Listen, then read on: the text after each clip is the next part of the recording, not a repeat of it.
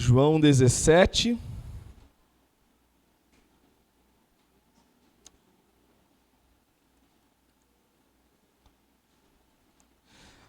Ainda assim, o tempo hoje será em 2 tempos, tá bom? Então a gente vai ter a aula, vai ter um intervalinho e depois volta para finalizar a aula. Sei que o Gleison tem uma habilidade que eu não tenho, que é ir os 40 slides, mas eu não consigo. Tá? João 17, nós já vimos a primeira parte, que é Jesus orando por si, e nós consideramos algumas coisas a respeito da divindade, da eternidade, do ser de Deus. Hoje nós vamos ver quando Jesus ora pelos seus discípulos e ora pela igreja. Tá? Então, se você está aí procurando João 17, é do verso 6 ao 19, da onde nós vamos continuar. João 17, verso 6 ao verso 19.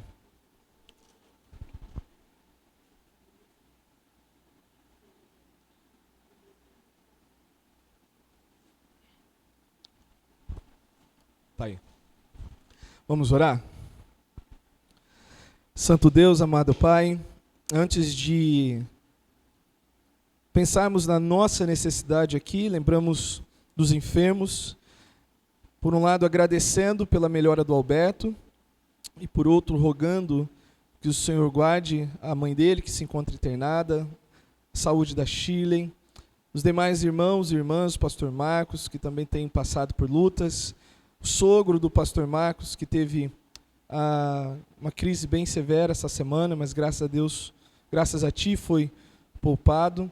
Mas sabemos do peso da luta, do desafio, do quanto que isso exige e desgasta, e clamamos que o Senhor revigore as forças de todos estes. E aqui, o nosso rogo é que o Senhor abra o nosso entendimento, assim como o Senhor abriu de Lídia. Dá-nos, ó Deus, prazer em estudar a Tua palavra, e a transformação em nossos corações. Em nome de Jesus. Amém. Nós estamos vendo as últimas horas, né? O Gleison, melhor dizendo, está passando aí João, capítulo 17, para o final, praticamente são as últimas horas, as últimas 24 horas de Jesus, e ele está com os seus discípulos. Ele está preparando-os para essa temporária separação, porque depois voltaria e apareceria a eles. E aqui nós temos o que é chamado de oração sacerdotal. Então nós falamos semana passada que o profeta é aquele que representa Deus diante dos homens, falando em nome de Deus aos homens. E o sacerdote é o que representa os homens diante de Deus, falando em nome dos homens para Deus. E nesse ponto, Jesus ele está pedindo por esse grupo de pessoas que ele está representando. Agora, nós temos os discípulos. No versículo 6 é dito: manifestei teu nome aos homens que me deste do mundo. Eram teus, tu nos confiaste, e eles têm guardado a tua palavra. Jesus, após orar por si mesmo, intercede pelos seus discípulos e faz uma espécie de balanço do seu ministério com os discípulos. Ou seja, o que foi alcançado até aquele momento que ele estava orando? O que avançou da obra e do ministério desempenhado por ele? Então aqui, primeiro, ele revelou o Pai a eles. E isso daqui, como o texto vai dizer, manifestei o teu nome aos homens que me deste do mundo, eram teus, tu me confiaste, e eles têm guardado a tua palavra. Agora eles reconhecem que todas as coisas me tens dado provém de ti. Esse ministério de Jesus, de ser o caminho ao Pai, em termos práticos, envolve isso. É Jesus que faz com que pessoas que não saibam quem Deus Pai é, tomem conhecimento de quem Ele é. Por mais que Deus deu homens dons à igreja, pastor, mestre, evangelista, né? Deu os apóstolos e os profetas ali no início, estes são instrumentos mas o instrumentalista ou instrumentador, se a gente pode falar dessas duas formas, é Deus. Tá? Se hoje você falar de Cristo para alguém e essa pessoa se sujeitar ao nome de Deus, foi Cristo que fez isso. Então não existe esse terrorismo. Quantas almas você ganhou para Jesus? Não significa que não devamos ter paixão, amor e sede pelas almas, mas isso é terrorismo. Porque as pessoas sentam num banco com sinceridade, com zelo, com dedicação, com vontade de fazer a vontade de Deus, com vontade de ser usado por Deus, e às vezes essas pessoas elas fazem o que está ao alcance delas, e elas não veem esse resultado, e são afligidas por pessoas que aparentemente se dizem ganhadoras de almas, como se estivessem nelas essa capacidade de mudar as pessoas. Então não tenha sobre si este peso de que um dia você vai ser cobrado quantas almas você ganhou. Nós podemos ser pedidos contas se fomos testemunhas fiéis. Se negamos o nome dele quando deveríamos nos posicionar. Mas isso de quantas almas você ganhou, porque é Jesus quem manifesta um nome. Um segundo paralelo, como mensageiro da aliança. Vamos para Êxodo 3.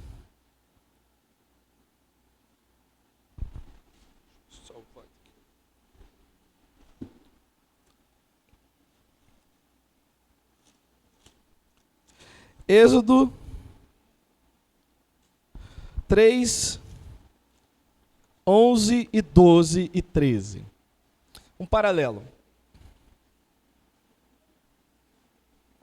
Moisés é separado por Deus para libertar um povo e anunciar o nome desse Deus da aliança ao povo. E olha aqui o que o texto vai dizer. Então disse Moisés a Deus: quem sou eu para ir a Faraó e tirar do Egito os filhos de Israel? Deus lhe respondeu: eu serei contigo, e este será o sinal de que eu te enviei. Depois de haveres tirado o povo do Egito, servireis a Deus neste monte. Olha a preocupação de Moisés. Disse Moisés a Deus: eis que quando vier os filhos de Israel e lhes disser: o Deus dos vossos pais me enviou a vós outros, e eles me perguntarem o quê? Qual é o seu nome? Que lhes direi? Disse Deus a Moisés: eu sou o que sou. Disse mais: assim dirás aos filhos de Israel: o eu sou me enviou a vós outros. Por que eu estou lendo isso? Porque superior a Moisés, Jesus ele manifesta, ele revela quem é o Pai. E aqui há 3 dados importantes para a gente pensar. Primeiro, somente Jesus pode revelar Deus. E o verbo manifestar aqui significa revelar a glória do Pai, mas também pode ser a ideia de que mostrar quais são as perfeições e os atributos que fazem sentido e jus ao nome que o Pai tem. Eu sei que na nossa língua portuguesa, esses detalhes linguísticos, a gente fica perdido. Mas a construção do pensamento oriental de comunicar certos conceitos, realmente a gente fica meio deslocado. Então, novamente, eu vou tentar trazer de uma forma mais ilustrativa a questão. Talvez uma pessoa, quando o nome dela é citado, certos atos são associados ao nome dessa pessoa. Então, tem pessoas que quando o nome é citado, nós lembramos de atos negativos, imperfeições e vícios, e há outros nomes, quando citados, nós lembramos de virtudes, de coisas boas, porque o que a pessoa faz é o que ela é. O que a pessoa faz é o que ela é. Em outras palavras, quando Jesus diz, manifestei o seu nome, pelos atos eu mostrei quem tu és. Lembra João 14? Jesus fala que os discípulos ficariam separados dele. O que Felipe fala? Mostra-nos o Pai. E o que Jesus fala? Quem vê a mim, vê o Pai. E as obras que Jesus realiza são as obras do Pai. Então, nesse sentido, Jesus está ali falando, estes homens sabem quem tu és porque eles creem em mim. Eles te veem porque me veem. Uma outra questão, né? Além disso, não só manifestar, mas, novamente, é uma obra que compete a Jesus realizar. O que eu vou falar agora não é via de regra, são questões que surgem. Você já ouviu de muitas pessoas, já deve ter ouvido, na verdade, de algumas pessoas ou muitas pessoas que foram convertidas sem ter nenhum agente humano próximo. Lendo a Bíblia, achou um folheto. Alguém pode ter chegado e falado alguma coisa para essa pessoa, no sentido de nunca mais ver essa pessoa, nem saber de onde veio, mais gordo, mais magro, mais branco, mais preto. Em que Cristo, para edificar a sua igreja, ele não depende necessariamente, não há uma necessidade de nós como meios, ainda que nós sejamos um meio. Mas, no final do dia, quem pode bater no peito e dizer, a obra é minha, é Jesus. É Jesus. Pregadores, nós nos esmeramos porque Jesus é digno do melhor ser entregue em seu nome. Nós oramos porque Jesus é digno de que dependamos dele para realizar a obra. Mas estes atos espirituais não nos tornam separados como se pudéssemos fazer o que Cristo faz. Ninguém pode conhecer o Pai se o Filho não o revelar. Lá em Mateus 11:27, que ele fala, olha, ocultastes estas coisas dos grandes e poderosos e revelastes aos pequeninos.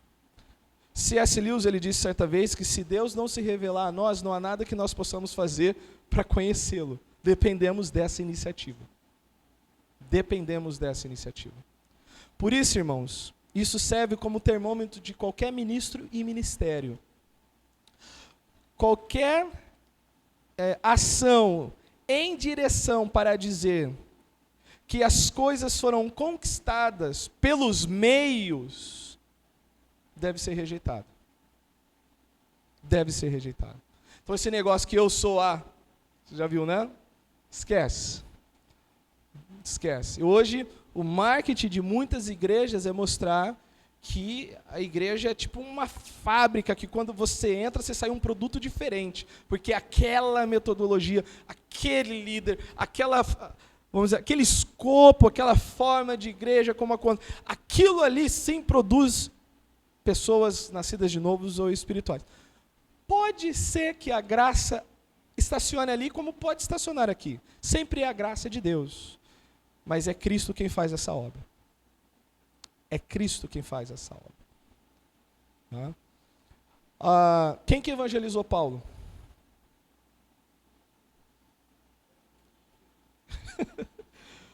Sem usar palavra nenhuma. Só apareceu. Paulo, Paulo, por que me persegues? Né? Sem usar palavra nenhuma é aquela ideia do discurso do evangelista. Pode ser que Paulo tenha sido evangelizado indiretamente pelo testemunho das pessoas que ele foi perseguir. Mas Cristo é quem chega nele e fala, eu sou quem você persegue.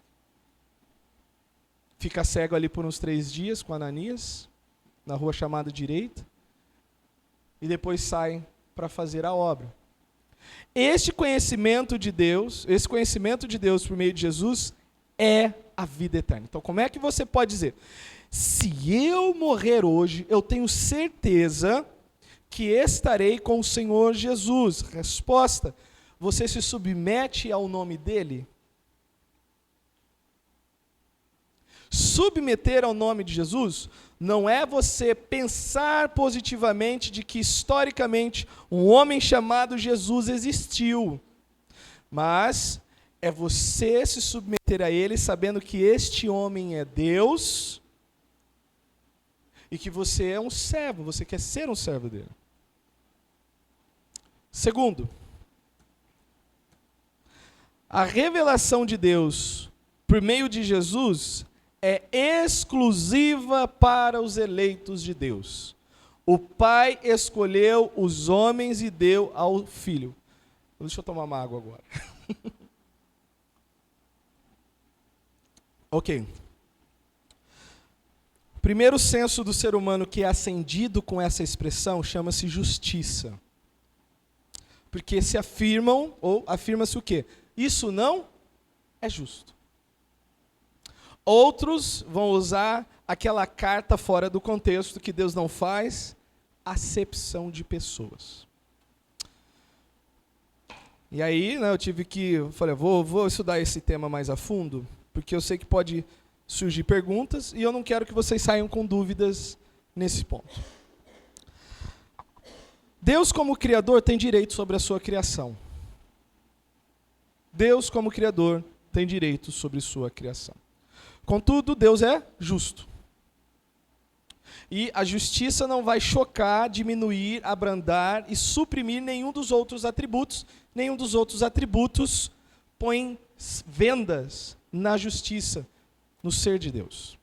Então a questão que fica é, como que Deus pode pegar um grupo de pessoas, especificamente, entregar para o Filho deliberadamente, para que o Filho faça algo por essas pessoas, e aqueles que não foram entregues serão justamente punidos pelo seu erro. Você, ao ouvir me falar disso, vai entrar numa questão histórica chamada doutrinas da graça. Se você cavar mais um pouco, você vai ouvir falar de dois nomes: Jacó Arminius e João Calvino. Tá? E aí, se você volta um pouco mais na história, você vai ouvir de Agostinho e Pelágio. Tá bom?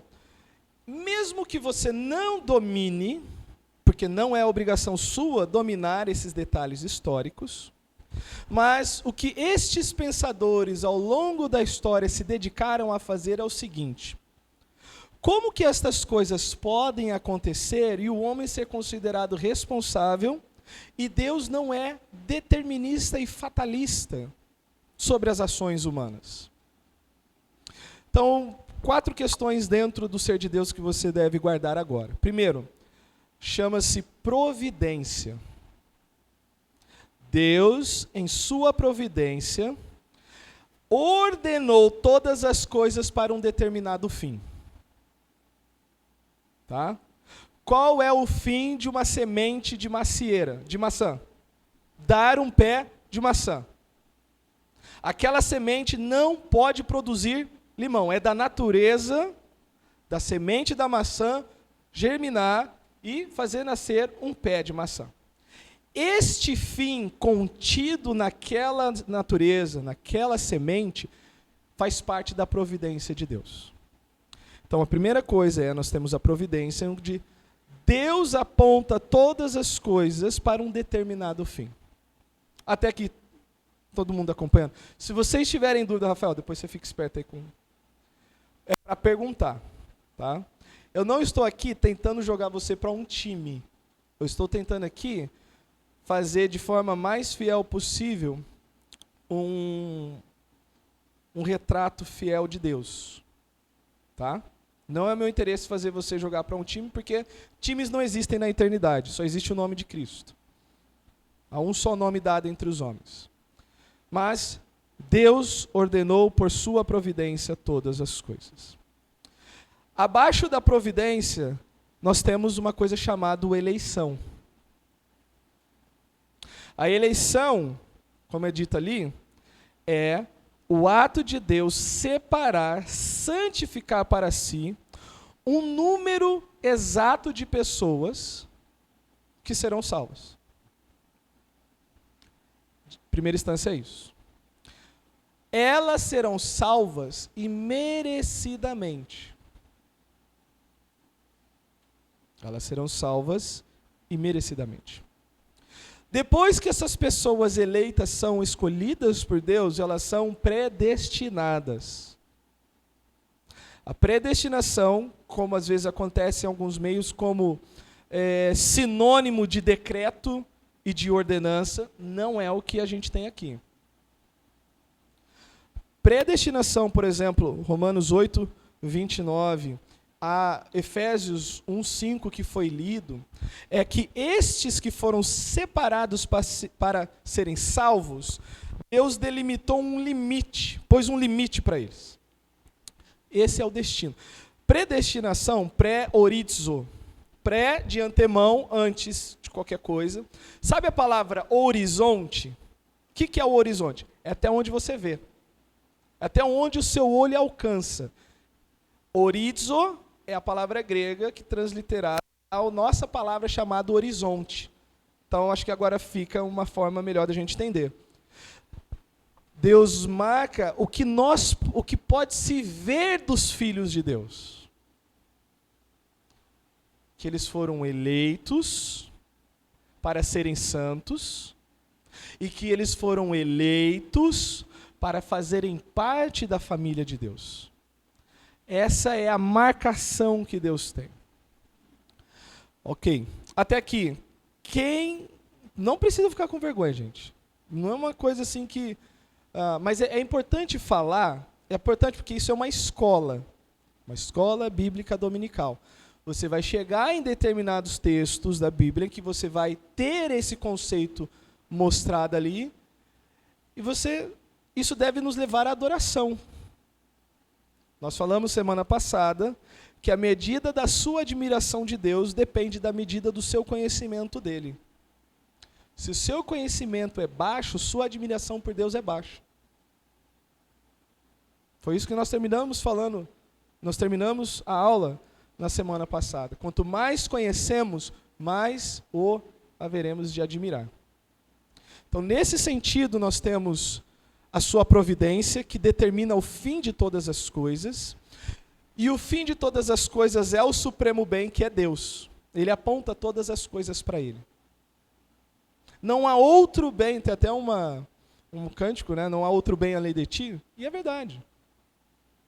Ele é o bem supremo para o que todas as coisas são apontadas. Abaixo disso, Deus separa um grupo e resolve salvá-los. E este grupo que Ele resolve salvar, Ele predestina, Ele marca o horizonte. Quando elas olharem para frente, elas saberão que elas chegarão santificadas e como filhos de Deus diante do Pai. Até aqui, tranquilo? Beleza. Porém, fica o seguinte: isso violenta a vontade do homem? Você tem vontade, você tem volição, você faz escolhas entre A e B, todo dia. Deus preordenou todas essas coisas, Deus decretou todas essas coisas. O que a sua mente vai pensar logo agora? Não nas coisas boas. Sua mente vai direto para os atos maus. Deus decretou assassinatos no sentido de colocar a inclinação para fazer o mal em alguém que não queria fazer o mal? A resposta a essa pergunta foi dada na aula passada. Quando você tiver dúvida sobre temas difíceis, não é sobre o tema que você tem que pensar, é sobre a natureza de Deus. A Bíblia diz que Deus é o quê? Bom. Deus, sendo bom, Ele não pode fazer o mal. E o mal moral, que é a quebra da sua própria lei. Aquilo que Deus estabelece, Ele não vai quebrar. Até aqui estamos conseguindo acompanhar? Ok. Esse é o mal com U, tá? Mal com U é o mal moral, do coração, das escolhas. O mal com L é o quê? Das circunstâncias, dos eventos. Este mal, Deus administra para um determinado fim. O que entra é, como que o homem chega a tomar essa decisão ao mesmo tempo que Deus o escolhe? Então eu vou dar algumas perspectivas para vocês terem uma ideia do que se é debatido e depois nós vamos seguir aqui o texto. Um determinado grupo, que eu não vou citar nome, você também, se não souber o nome, não está perdendo nada. Mas é o pensamento que influencia a igreja ao longo do tempo. Por isso que eu tenho que falar disso. Porque você pode conversar com uma pessoa de uma... Existe a possibilidade de você conversar com uma pessoa de uma outra denominação e ela vir com uma ideia diferente e falar, mas isso está na história. Então tem um grupo que diz o seguinte, o homem caiu, e aqui eu tenho minha colinha, e vai dizer o seguinte, o pecado afetou o homem em 4 áreas, que envolve decisões. O pecado faz o homem ser ignorante. Ele não conhece a Deus. Isso afeta a razão. Lembra Efésios 4, 17, se não me engano? Ignorantes da vida de Deus, alheios por causa da dureza do coração com que vivem. Não andeis como gentios na vaidade dos seus próprios pensamentos, alheios à vida de Deus, ignorantes em seus raciocínios. Então afeta a razão. A outra coisa é que o pecado afeta a vontade, tornando o homem malicioso. Vocês já ouviram essa expressão? Pô, você foi muito inocente, você tinha que ter o quê? Como é que é falado popularmente? Você tinha que ter malícia. Eu sei que no popular nosso, malícia é o seguinte, você deveria ser esperto e perceber o mal que a outra pessoa tem por trás. Mas a raiz de malícia é mal. Em outras palavras, você devia ser mal como a outra pessoa é má, porque os maus se reconhecem, se percebem. Mas a malícia afeta a vontade, fez com que o homem se tornasse fraco, sem poder para resistir o mal. Não é o que Romanos 7 diz? Independente se é de crente, se é um incrédulo, Romanos 7 está dizendo lá o quê? O bem que eu quero fazer, esse eu não faço. Então o homem ele é fraco, afeta o desejo pelo bem. E por último tem a concupiscência. Lembra 1 João 2? Concupiscência da carne, concupiscência dos olhos, soberba da vida. E esse termo concupiscência é um termo para dizer o seguinte, ó, é uma vontade descontrolada. É um desejo que ninguém consegue refrear. É um vício muito grande, em que a pessoa lá perde a noção de limites. Essa seria uma das ideias para a concupiscência. E é dito que a concupiscência afeta o homem, causando desordem nos desejos humanos. Então um grupo vai dizer que é isso. Contudo, Deus chega e põe graça nessa pessoa, de maneira que ela pode ter a sua vontade aperfeiçoada. Eu procurei ler o máximo que eu pude dessa vertente para tentar achar o mecanismo disso. Mas simplesmente encontrei afirmações. Eles afirmam que quando a graça chega nesta pessoa, a sua vontade é melhorada, ela é aperfeiçoada e por isso ela responde positivamente quando o evangelho é oferecido. Mas também outros podem rejeitar. Mesmo tendo a sua vontade aperfeiçoada, sem aquela inclinação, de forma prática. Um dia você dormiu não filho de Deus, e no outro dia acordou filho de Deus. Como que isso aconteceu? E você nem viu a pancada chegar. Como que se dá isso? Eu vou para a minha cama sem o mínimo desejo de querer saber de Deus, no outro dia tem alguma coisa que acontece e a minha vontade muda. A minha visão muda, os meus desejos mudam. Sinto algo que eu nunca senti antes. E aquilo me incomoda. E aquilo fica ali, ó, gotejando. Eu tenho que ir a Jesus. Ainda que eu esteja descrevendo a salvação, nós não podemos tirar da equação aqui que há uma mudança na vontade. Uma vontade que era rebelde, resistente, insensível a Deus, ela passa a ser sensível. Ela passa a se sujeitar. Então, nesse ponto, alguns vão dizer que a graça vem, E Deus aperfeiçoa a vontade dessa pessoa, e essa pessoa pode tanto receber quanto resistir, e nisso nem a soberania é prejudicada e nem a liberdade do homem é prejudicada. Acho que o Bruno já deve ter na mente aí as pessoas da história.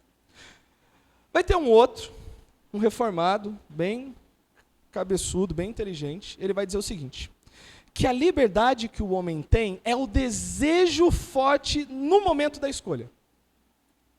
Toda vez que você toma uma escolha, tem algum desejo forte de dominando ali. Pode ser um desejo bom e pode ser um desejo ruim. Mas esse desejo bom não é suficiente para fazer você escolher o bem maior que é Deus. Aí a graça vem e muda o seu coração, não aperfeiçoa a sua vontade. Essa graça vem e faz algo no seu coração, tirando tudo o que amarrava para você considerar plenamente e adequadamente o assunto evangelho. E com isso você é salvo. E dentro disso, mais outros dois proponentes desse pensamento vão estar nessa figura. O fato é que a eleição de Deus é pela graça. Nós temos eleição para a salvação e nós temos eleição como um instrumento para um fim, para obras. Por exemplo, Ciro foi eleito por Deus para tirar o povo de Israel, para cuidar do povo de Israel.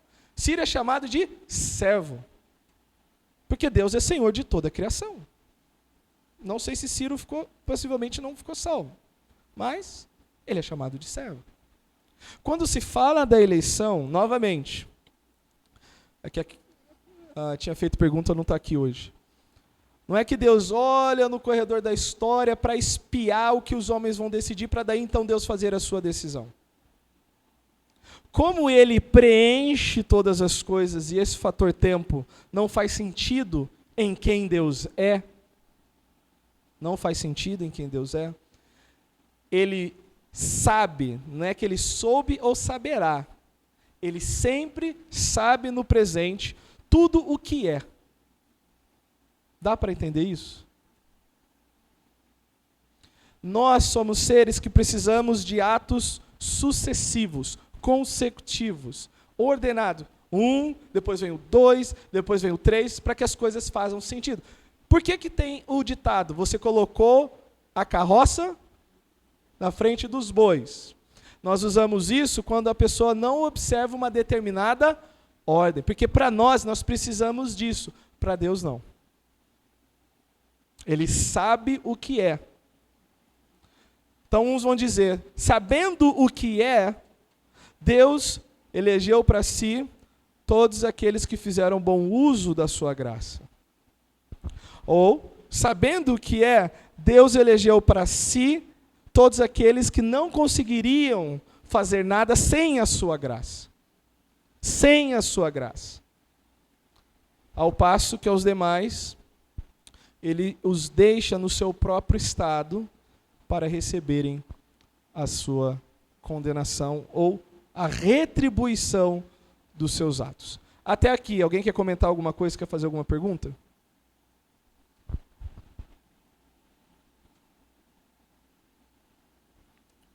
Voltando aqui, pode falar.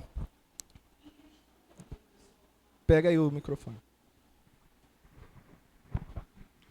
E a questão que muitas pessoas falam que do livre-arbítrio de outras denominações? Então, era isso que eu estava explicando agora. O que é o livre-arbítrio? Alguns vão falar o seguinte, livre-arbítrio eu tenho, porque eu faço escolhas. Tá? Eu quero deixar isso daqui cair. Eu fiz uma escolha. O homem com a queda, como é que eu separo isso? Tá? Habilidade e capacidade é a mesma coisa? Habilidade e capacidade. Todos têm habilidade para correr? Só aqueles que são treinados. Todos têm capacidade para correr, desde que tenham as duas pernas. Entendeu? Você tem capacidade de tomar decisões, porque isso é o que é parte da sua constituição como pessoa. Você tem um intelecto, você tem a emoção e você tem a vontade, e isso é a sua constituição. Ó, eu lembrei da Vivi, depois vocês podem perguntar para ela está estudando esses negócios aí. Por outro lado, nem todos possuem habilidade. E nós sabemos que aqueles que possuem uma determinada habilidade se destacam pela sua habilidade. Pela sua habilidade. O homem foi criado com as duas coisas. Adão tinha tanta capacidade de tomar decisões, quanto a habilidade de ter a melhor decisão. Deu para entender isso? Não tinha pecado antes da queda, lembra? Então, o homem na sua constituição, conforme diz Eclesiastes, o homem foi criado reto, mas se meteu em muitas astúcias. O ser humano, quando Deus o colocou no jardim do Éden, fazendo-o do pó da terra, e quando extraiu Eva da sua costela, aquelas duas pessoas tinham plena capacidade de fazer o bem, obedecer a Deus. Obedecer a Deus. Assim que eles desobedecem, a capacidade continua existindo. Nós podemos tomar decisões. Nós podemos fazer escolhas, que é o que você fez para vir hoje aqui. Você escolheu a roupa que você queria, escolheu se você ia tomar café ontem ou não. As opções são postas naturalmente e voluntariamente, né? Nós sempre estamos sabendo que há opções diante de nós e fazemos a escolha. Porém, depois da queda, esta habilidade ela é prejudicada. Ela é prejudicada. Então, a liberdade nesse ponto, dentro dos que eu falei anterior, alguns vão dizer que mesmo que o homem seja caído, ele é livre quando ele age segundo a sua razão. Não que ele está certo, mas quando ele é direcionado pela sua natureza. Ele é livre dentro da sua natureza. Outros vão dizer que, por causa que a Bíblia afirma que o homem é escravo do pecado, ele tem a capacidade, mas ele não tem a habilidade. E eu estou nesse time.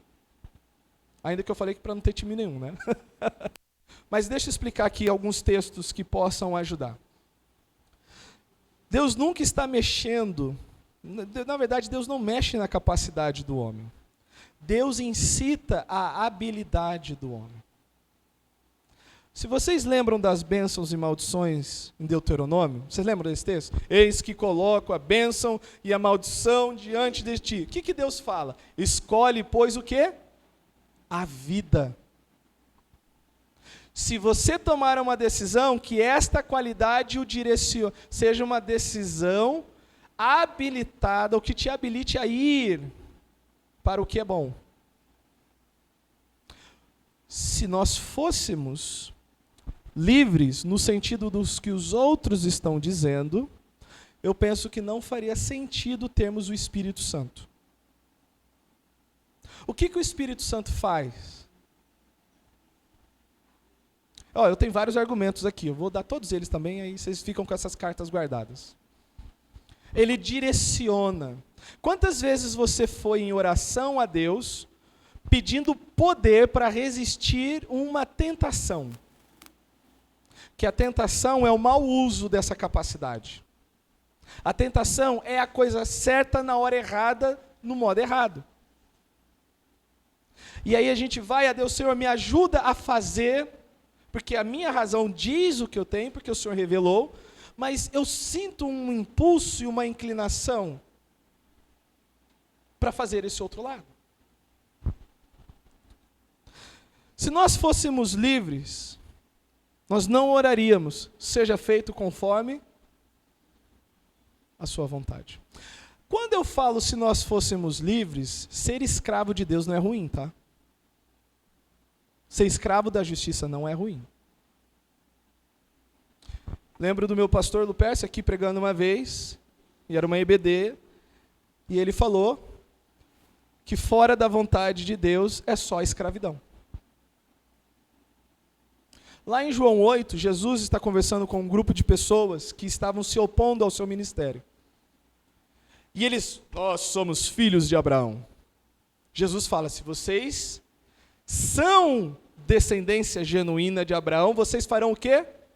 As obras de Abraão.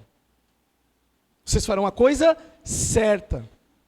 Mas vocês querem fazer o quê? A vontade do vosso pai, Satanás. Vocês querem me matar. Satanás é assassino desde o princípio. E aí tem aquela frase, né, aquele texto muito conhecido, muito usado de Jesus. Se o Filho vos libertar, verdadeiramente sereis livres. E a verdade vos digo, se o Filho vos libertar, verdadeiramente sereis livres. Então nós podemos fazer aquela regrinha. Se o Filho não libertou, segue-se que não há ninguém, ou que aqueles que não são libertos são o quê? Escravos. Mesmo podendo tomar decisões. Mesmo fazendo escolhas. Por exemplo, Gleidson escolheu torcer para o Botafogo. É uma péssima escolha. Mas esse critério entre nós é uma coisa muito baixa. Eu peguei só para dar a proporção de escolhas. Você fez essa escolha. Ah, mas eu sou predestinado a torcer para o Botafogo. Se isso for um bem, sim. Mas o que eu quero dizer com isso? Nada que acontece na história acontece fora do controle de Deus. Deus é a causa primária, nós somos chamados de causa secundária. Nós somos chamados de causa secundária. Isso significa que Deus, quando Ele fecha o pacote, Ele leva em conta as causas secundárias. Ele leva em conta o que escolhemos, o que decidimos, dentro do seu plano. Com isso, não existe fatalismo, determinismo, ou seja, vai acontecer e não há nada que eu possa fazer. Como que você sabe? Só Deus sabe disso. Às vezes é uma desculpa para não perseverar, para não se consagrar, para não orar. E a pessoa já se entrega, porque Deus decretou, Deus determinou. Eu vou terminar isso, a gente vai para o intervalo e não vai dar para terminar hoje. Mas só lembrando o seguinte, irmão, semana que vem vai estar fechada aqui, por causa do carnaval. E vou fazer o seguinte, a gente vai ter uma transmissão de manhã no canal novo do YouTube da igreja. A gente vai ter a transmissão. E à noite não vai ter nada, eu vou estar em Pendotiba, que é o primeiro domingo do mês. A razão, estava até conversando aqui com o Gleison, né? Toda vez que fecha, é muita gente que tem aqui, por mais que não fique aqui nessa área, mas vocês sabem como está a questão de roubo, tudo, e ali vai estar uma promiscuidade só, que é da Cúfura para lá que fecha. Então acho que ônibus vão estar um pouquinho mais prejudicados para dar a volta por aqui, e carro então, vai pela Xingu. Então tem isso. A gente vai ter, só não vai ter presencial, tá bom? Vai ser no YouTube novo da igreja, vou colocar o link no grupo lá e a gente vai ter isso, tá bom? Todos que foram eleitos e confiados a Jesus Cristo recebem e guardam a palavra de Deus. Então, lá em 2 de Pedro, é falado sobre confirmar vossa vocação e eleição. E como que Pedro aponta isso? Como que eu sei que eu tenho Deus na minha vida, que eu sou um salvo? Pedro diz que há certas coisas que te ajudam a te dar certeza disso. Então vamos lá. 2 de Pedro, a gente vai terminar essa parte e vai para o intervalo. 2 de Pedro 1.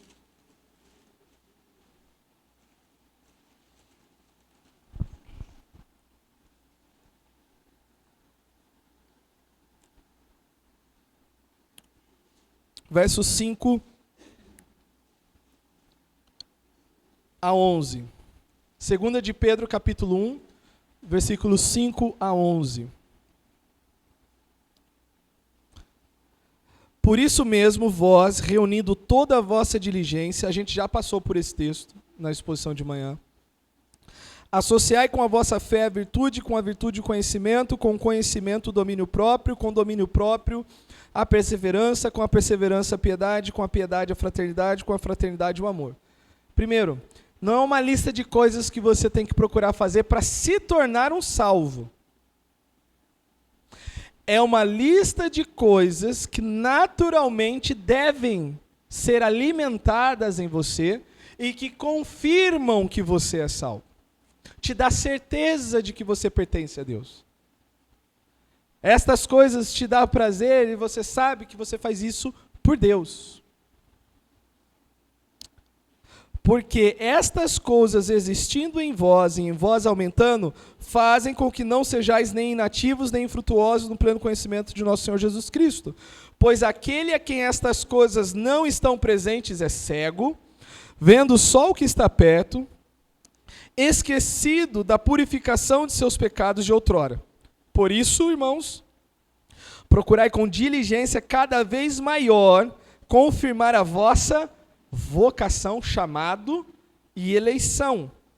Porquanto procedendo assim não tropeçareis em tempo algum, pois desta maneira que vos será amplamente suprida a entrada no reino eterno de nosso Senhor e Salvador Jesus Cristo. Calma aí, deixa o microfone chegar aí.